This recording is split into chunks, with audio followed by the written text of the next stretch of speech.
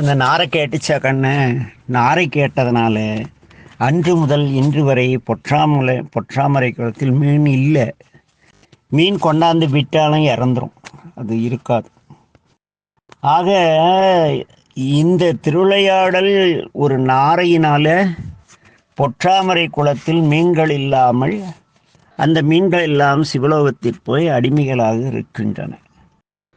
அதனால என்ன இங்கே ஒரு செய்தினா, அந்த காலத்தில் மதுரையை சுற்றியுள்ள குளத்து குறக்கரையிலே முனிவர்கள் அனைவரும்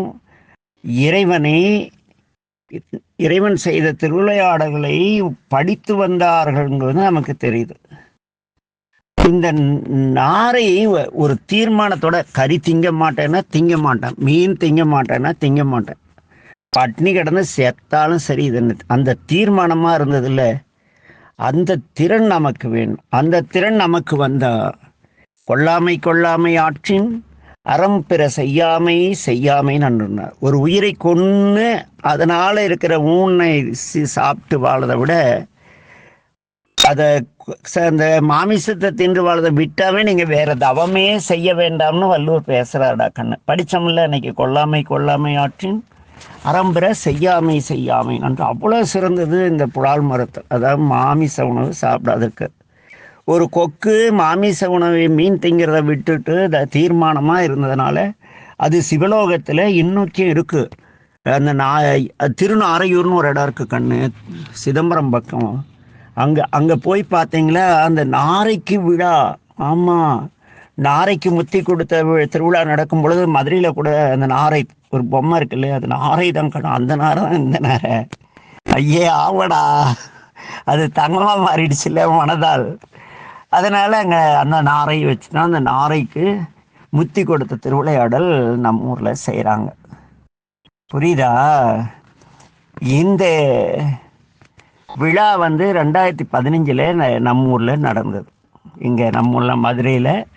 இதை நீங்கள் செய்திலையும் பார்த்துருக்கலாம். அப்போ அந்த நாரை எங்கே இருக்குது? நம்ம ஊரில் தான் இருக்குது, சொக்கனார் பக்கத்தில். ஆனால் இந்த சம்பவம் திருநாரையூர் இடத்துல, கடலூர் மாவட்டத்தில் சிதம்பரத்துக்கு பக்கத்தில் இருக்கு. என்ன அதாவது, இப்படியெல்லாம் நீங்கள் புலால் மரத்தால் இறைவன் அருள்வார். இப்படி இருக்க புள்ள கண்ணு. இந்த சுகுண பாண்டியர் இருக்கார் இல்லையா, சுகுண பாண்டியர், அவர் இறைவனுடைய திருவடியை அடைஞ்சிட்டார்.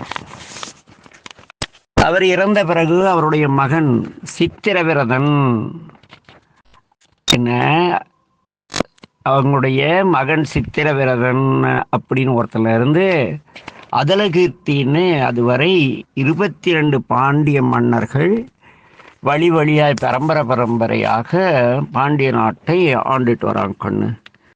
அதில் இந்த அதுலகீர்த்தி மன்னனுக்கு பிறகு அவன் மகன் கீர்த்தி வீடனன் அப்படின்னு ஒருத்தர் பிறக்கிறார். அவர் பிறந்தப்ப என்ன ஆயிடுச்சு, சுனாமி வந்தது இல்லை கண்ணு. அது மாதிரி ஒரு பெரிய கடல் பொங்கி, என்ன ஒரு கடல் தான் பொங்கிச்சு போன தடவை, வங்காள விரிகுடா. ஆனால் இங்கே என்ன நடந்தது, 7 கடல்களும் பொங்கி உலகத்தை அழித்தது. அதுல பாண்டிய நாடும் அழிந்து போயிடுச்சு. மதுரையில் என்ன ஆச்சுன்னா, சோமசுந்தர பெருமானுடைய கோயில் கோபுரமும் மீனாட்சி அன்னை ஆலயமும் அந்த பசுமலை இடவமலையும் யானைமலையும் நாகமலையும் பசுமலையும் பன்றிமலையும் மட்டும் அழியாமல் இருக்குது. கொஞ்சம் கொஞ்சமாக சுனாமி வந்துட்டா கொஞ்சம் கொஞ்சமாக வெள்ளம் வடியும் இல்லையா, வடிய ஆரம்பிச்சுது. அப்புறம் நாளை பார்ப்போம் என்னாச்சுன்னு. சுனாமின்னா அவ்வளோ சீக்கிரமாக தண்ணி வத்திர போகுது. பிள்ளைகளா எல்லாம் அந்த நாரை கதை கேட்டுட்டு, டே கோபி, உன்னை எங்கேயாவது மீன் கடை பக்கம் பார்த்தேன்னு வச்சுக்க மகனே, சவிச்சிருவேன் நாரையா போன்னு. அப்பாவது நல்ல புத்தி நான் மீன் திங்கதை விடுவேன்.